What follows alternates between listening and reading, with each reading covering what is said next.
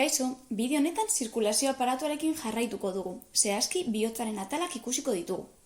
Bihotza badakigu toraxean kokatuta dagoela, apur bat eskerretara. Forma nahiko konikoa du, eta ez irudikatzen dugun hau. Tamaina aldetik gutxi gorabehera gure ukabilaren tamaina dauka. Bihotza lau ganbara ezberdinez osatuta dago. Hainbat odolodi sartu eta irten egiten dira, eta balbula nahiko ere baditu. Lehenik eta behin jakin behar duguna da eskuina eta eskerra alderantzizkatu egingo ditugula. Pentsa, kirofano batean, eskuma eta eskerra guztiok ikusi behar dutela berdin, beraz pazientearen eskuma eta eskerra hartzen ditugu kontuan. Horregatik, irudian gure ikuspuntutik alderantziz kokatuta egongo dira, eskuma eta eskerra. Beraz, bihotza. Bihotzak lau ganbara ditu, goiko biak aurikulak eta beheko biak ventrikuluak. Goiko eta beko ganbarak balbulez banatuta egongo dira. Gogoratu balbulak odola norabide bakarrean igarotzeko balio dutela. Eskuma eta eskerraldeko ganbarak pareta bidez banatuta daude. Kasu honetan ez da odol trukorik egongo hauen artean. Aurikula eta ventrikulak banatu egiten dituzten balbula auriko-ventrikularrak dira. Eskuinaldean dagoena trikuspidea da. 3 atalez osatuta dagoelako. Eskerraldekoa balbula mitrala. Hauek zuntzez lotuta daude ventrikuluari, funtzionamendua errazteko. Bestetik, ventrikulutik irtetzen den odola berriz ere bihotzera ez itzultzeko ere badaude bi balbula. Kasu honetan, balbula sigmoideoak dira. Birika balbula sigmoideoa eskuinaldean eta aorta balbula sigmoideoa eskerraldean. Hauek izen hartzen dute kokatzen diren arterietatik. Azkenik, jakin behar dugu nondik heltzen den odola eta nora doan. Bihotzeran, gorputz osotik datorren odola sartu egiten da goiko eta beko kapasainen bidez eskuineko aurikulara, eta eskuineko ventrikulutik odola irtengo da birik arterien bidez.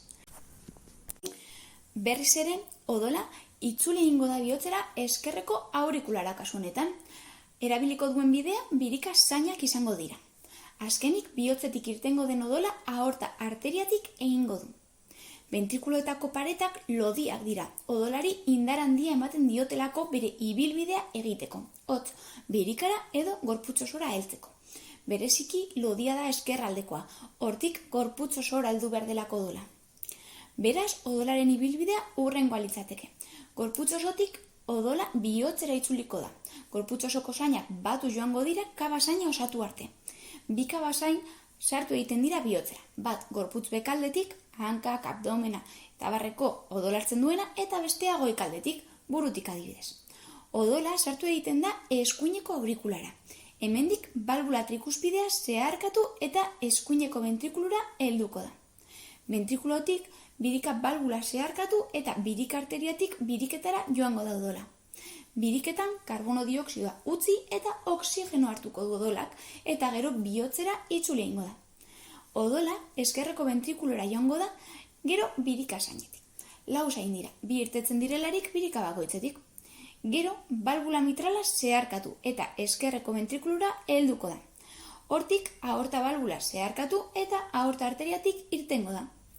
Aorta arteria adarkatu egiten da gorputzeko atal guztietara heltzeko. Honako irudia ezin baduzu egin dezakezu karratu baten barruan edo bihotz forma tradizionala jarraituz. Kontua da atalak kokatzea, atalik ez hastea eta eskema bat egin alizatea. Hurrengo bideoan bihotzeko mugimenduen inguruan arituko naiz eta zirkulazio itzi bikoitza eta osoa zer den ikusiko dugu. Hemen uzten dizuet disekzio baten bideoa, ingelesez dagoena baino nahika ondo ulertzen dena eta egiturak oso argi ikusten dira. Gustatu bazaizu bideoa, suskribatu eta like eman.